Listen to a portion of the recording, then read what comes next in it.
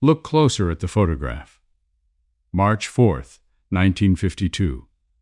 A small church in the San Fernando Valley. A groom of 41 in a light suit.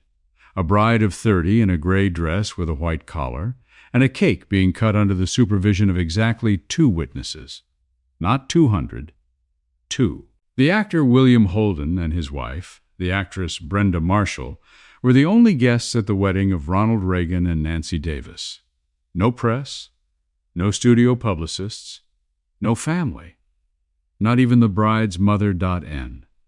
For 70 years, that photograph has been read as the first frame of the greatest love story in American politics.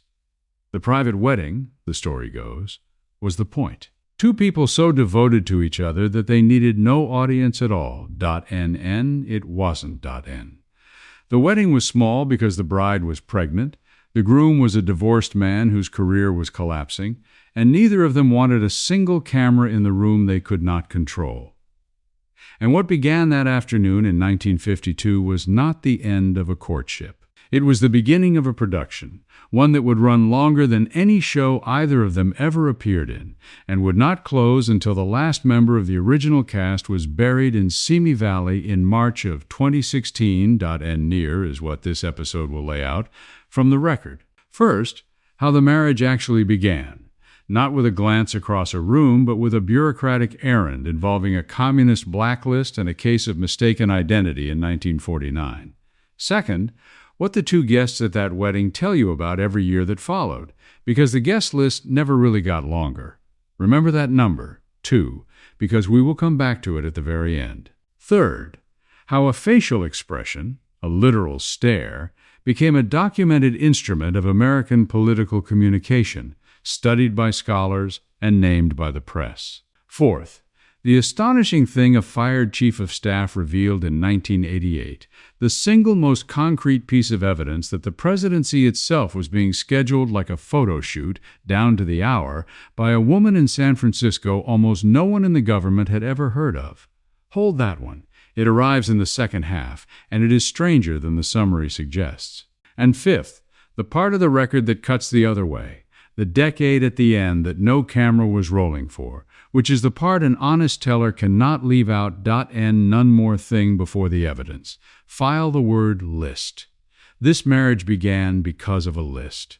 35 years later, a very powerful man would learn what happened to people who ended up on the other 1.n no word on Who Is Telling You This. This channel reads the record, the contemporaneous reporting, the memoirs with their interests attached, the biographical scholarship, and says out loud which is which.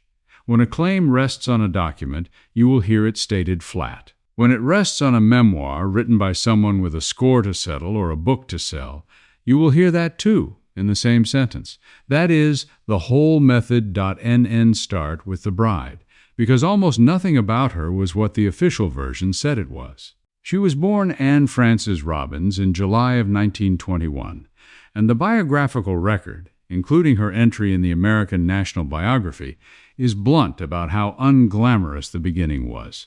Her father left early. Her mother, Edith Luckett, was a working stage actress, and a working stage actress in the 1920s could not tour with a small child, so Edith left her daughter with relatives in Maryland for years while she worked.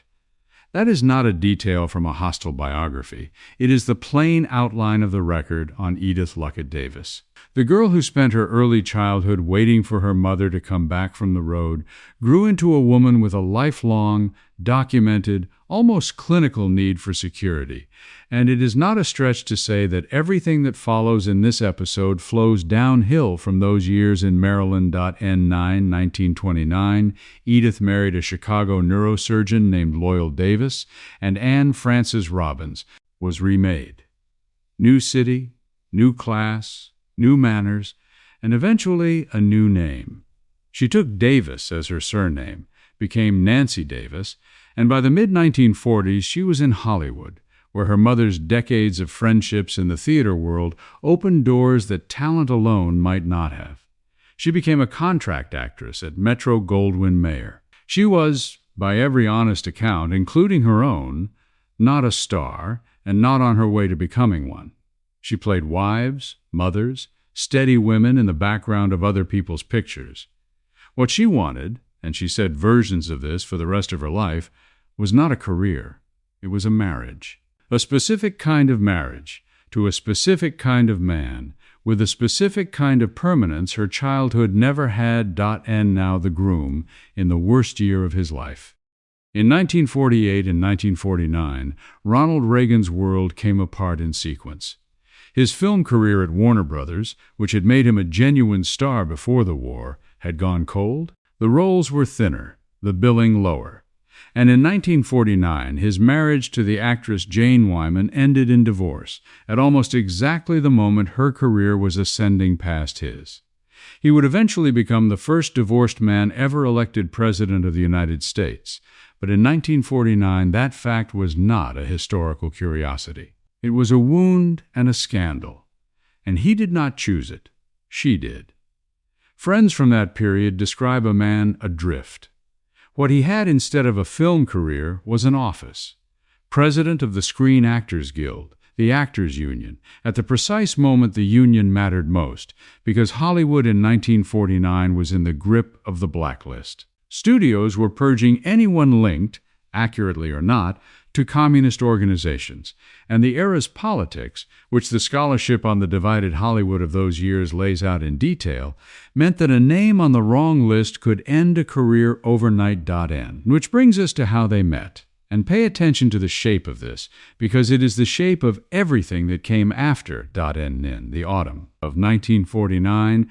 The name Nancy Davis appeared on a published list of Hollywood figures associated with communist causes. It was the wrong Nancy Davis. There was more than one actress by that name working at the time. The Nancy Davis at MGM was, if anything, the political opposite of what the list implied, and a name on that list in that year was a professional death sentence. So she went to the one institution that could clear her, the Screen Actors Guild. And the Guild's president, Ronald Reagan, handled the matter, and then, in the version both of them told for the next half-century, he called her, and they went to dinner, and the dinner ran long. Now, the caveat, the primary source for the romance of that first dinner is the two people who were at it, both of whom spent decades as professional performers, and both of whom later wrote memoirs. The only witnesses to the origin story are its two beneficiaries. Treat the candlelight as a recollection, not a transcript. What the record does support, flatly, is the mechanism. She came to him with a problem of reputation, and he fixed it. Her name was cleared. The relationship that followed began not with chemistry, but with a service rendered, an image problem solved by a man whose entire remaining power in Hollywood was the power to manage reputations. Whatever else the marriage became, that is what it was at the first minute of the first hour.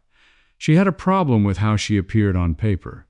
He was the man who controlled the paper. The courtship that followed was long, slow, and, by the standards of the love story America was later sold, strikingly unhurried on his side. It ran nearly 2.5 years, from late 1949 to early 1952, and accounts from the period agree he continued seeing other women well into it. What ended the ambiguity was arithmetic. By early 1952, Nancy Davis was pregnant. The wedding was arranged quickly and quietly for March 4, 1952, in Los Angeles, and this is the fact worth sitting with, confirmed in the standard biographical record. The only guests were William Holden and Brenda Marshall.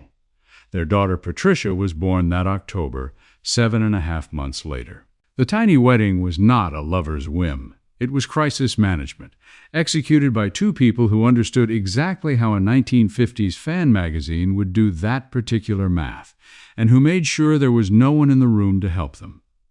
And here is the thing about that photograph with the cake and the two guests. It worked. It has been reprinted for 70 years as evidence of intimacy. The first official image of the marriage was an image constructed to conceal its circumstances, and it did its job so well that the concealment became the legend. March 4, 1952, is the day the production opened. Keep the date, too. March 4th.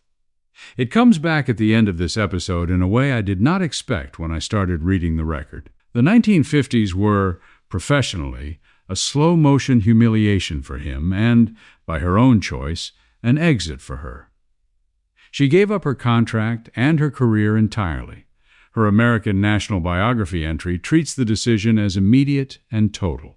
He slid from film leads to television, hosting General Electric Theater from 1954, touring GE plants giving speeches, a fading actor doing corporate work. A son, Ron, was born in May of 1958. And somewhere in those years, the division of labor that defined the next half-century locked into place. He performed. She produced. Not in the Hollywood credit sense, in the practical one. Who got access to him? Who was trusted? Who was quietly frozen out? What the story was and who was allowed to tell it? People who worked with the Reagans across the decades described the same system again and again.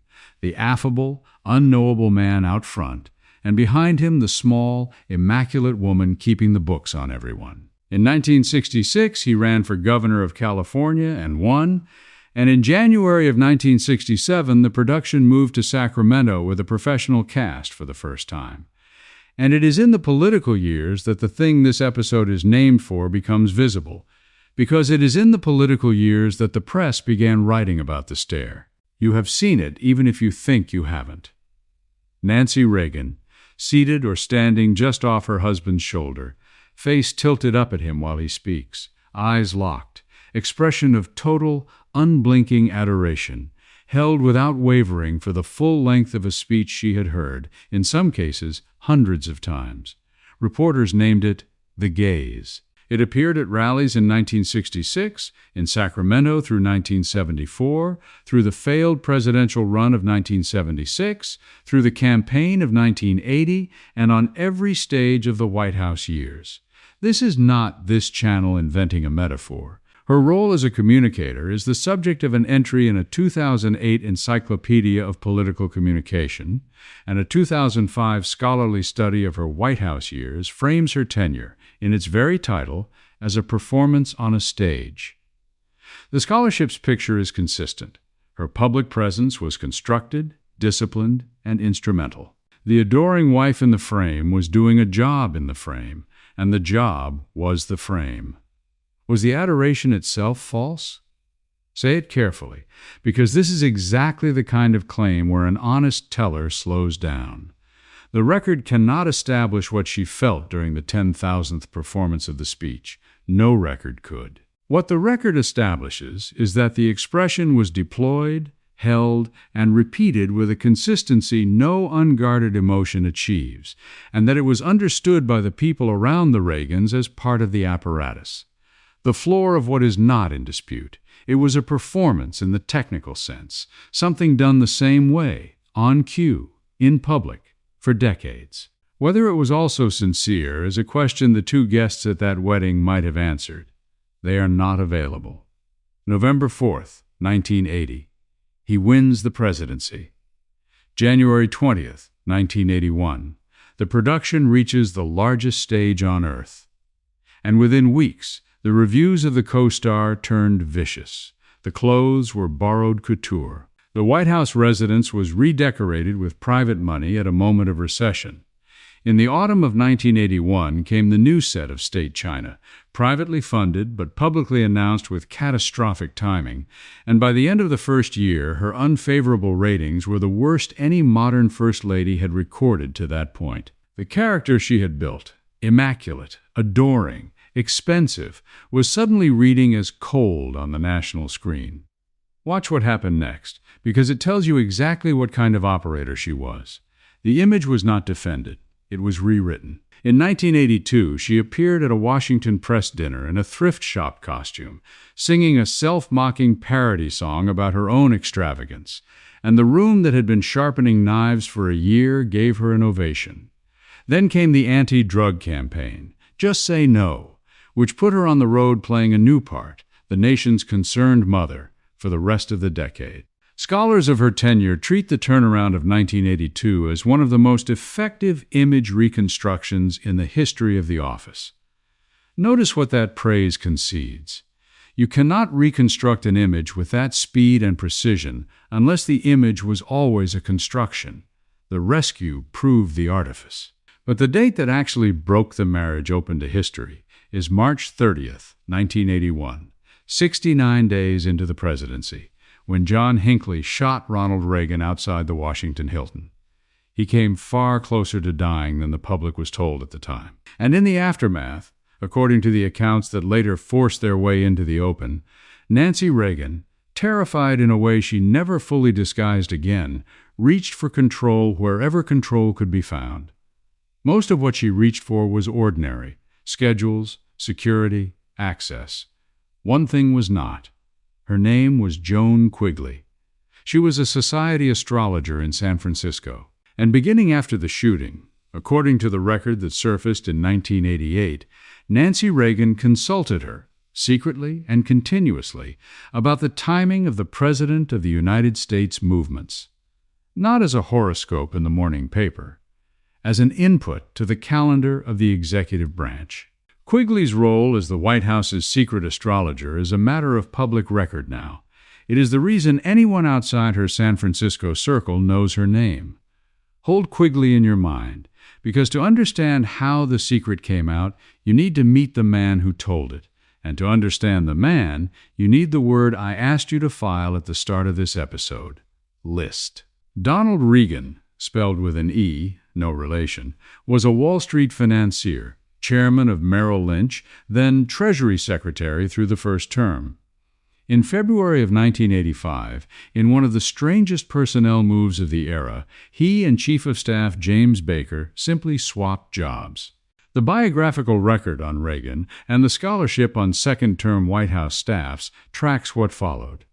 A chief of staff who ran the building like a chief executive, centralized access to the president, and, fatally, treated the First Lady as a management problem rather than a principal. He took her calls with impatience. He fought her on scheduling. He did not appear to understand that in this White House, scheduling was not a clerical function. It was the marriage's central nervous system. Then came the Iran-Contra scandal in November of 1986, the worst crisis of the presidency, and the president's poll numbers collapsed, and someone had to be fed to the story. Nancy Reagan decided it would be Donald Reagan. The campaign against him, documented across the histories of that winter, was hers. Allies briefed against him, columns bloomed, and the president, who hated confrontation his entire life and reliably outsourced it to his wife, let it happen. On February 27, 1987, Donald Reagan resigned before he could be pushed, learning of his own replacement from a news report. The man who had run Merrill Lynch was removed from the White House by the First Lady, and everyone in Washington knew it. The marriage that began in 1949 with her name on a list she couldn't control ended its Washington chapter with her controlling the list. That is the payoff of the word I asked you to file. She spent the first half of her life at the mercy of what was written about her, and the second half deciding what got written about everyone else. But Reagan was a financier, and financiers keep ledgers. In May of 1988, still in the last year of the presidency, he published a memoir, and in it he disclosed the astrologer, that is, the documented chain. Quigley's secret role was outed in 1988 by Donald Reagan. He wrote that the color-coded calendars, the abrupt shifts of announcements and departures and events that had baffled the staff, traced back to charts drawn in San Francisco and relayed through the First Lady. The country learned, while the administration was still in office, that the visible presidency, the signings, the summits, the walks to the helicopter, the entire photographic surface of the American government had been timed, in part, by astrology, at the direction of the woman standing in the frame with the perfect upward stare. Now the caveats, stated with their weights, because this is where a careless teller gets sloppy. Donald Reagan was a fired man with a book to sell, an interested witness of the First Order, and his sourcing on the reach of the astrology, how many decisions, how deep into substance, should be treated as one wounded participant's account, not a transcript. Weigh it accordingly. Joan Quigley later gave her own, much grander account of her influence, and she also had a book to sell, treat her claims of shaping policy as advertising. And Nancy Reagan, in her own 1989 memoir, admitted the consultations outright while insisting they touched timing and never policy, and she was defending her own legacy when she wrote it. 3 interested witnesses, 3 versions. But notice the floor under all 3, the part no one disputed, not even her. The First Lady of the United States secretly routed the president's schedule through an astrologer for roughly 7 years, and the White House staff arranged the most powerful office on earth around it without being told why. The dispute is only about how much. The fact itself, confirmed by the person it most embarrassed, stands. Sit with what it means for the story this episode opened with. The photograph of the marriage, the adoring wife beside the confident president, was not merely posed in the ordinary political sense. For most of a decade, the question of when the camera clicked, which day, which hour, was itself being staged against star charts in secret by her. The image was managed all the way down. And what of the people who should have been inside the image, the children? Here the record is sad and reasonably consistent. Both Reagan children wrote about the family, and both accounts, allowing for the obvious interest any memoirist has, describe the same architecture from opposite angles, a marriage so complete, so sealed, that their own children could not fully get into it. Patty's estrangement from her mother ran, with intermissions, for decades. The standard biographical treatments of Nancy Reagan, including the American First Lady Scholarship, note the strained family relationships as plainly as they note the devotion. The wedding in 1952 had 2 guests. The marriage, functionally, had 2 members. Everyone else, including the people born into it, watched from the audience. That is the payoff of the number I asked you to remember. 2 was never just the guest count.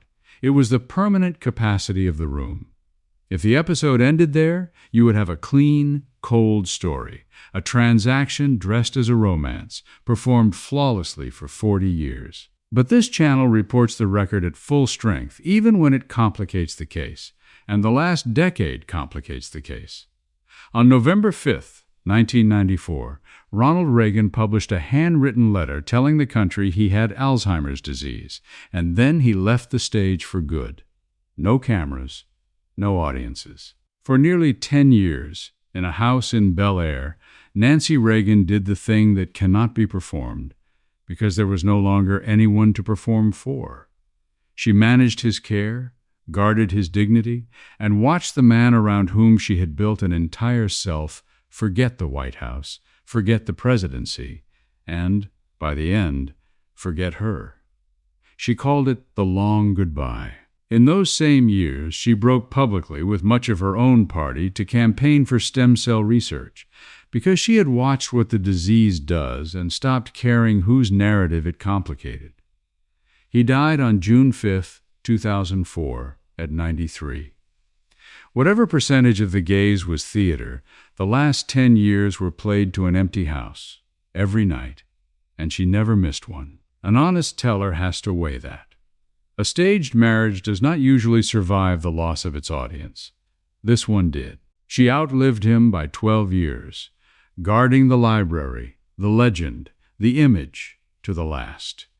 She died on March 6, 2016, at 94, and was buried beside him at the Presidential Library in Simi Valley. March 6th. Now the date I asked you to keep. She was married on March 4th, 1952. She died on March 6, 2016, 2 days after what would have been her 64th wedding anniversary. The record does not permit meaning to be assigned to that, and this channel won't pretend otherwise. It is a coincidence of the calendar. But she, of all people, believed calendars carried meaning. She rearranged a presidency on that belief. Make of it what she would have. So look at the photograph again. March 4th, 1952. The cake, the gray dress, the 2 guests, the room with no cameras that couldn't be managed. America read it for 70 years as a love story too private to share. Read it now with everything on the table. The blacklist errand that started it, the pregnancy that scheduled it, the stare that sold it, the fired chief of staff who exposed the machinery behind it, and the 10 unwatched years at the end that the machinery cannot explain. The photograph was staged. It was staged that day and nearly every day for the next 30 years, timed, lit, and eventually scheduled by the stars themselves. But here is the inversion the record forces on you. The staging was not the mask over the marriage. The staging was the marriage, the thing they built together, maintained together, and defended together against every intruder, including their own children. And when the cameras finally went away, the two people in the frame turned out to be the only part of the picture that was real. Nancy Reagan did not spend 30 years pretending to adore her husband for the camera. She spent 30 years using the camera to guard the one thing she had wanted since Maryland, and she never once let it out of the frame. If this kind of reading of the record is why you're here, subscribe to the Marriage Files, because there is a new file open every week, and the next photograph you think you know is already on the desk.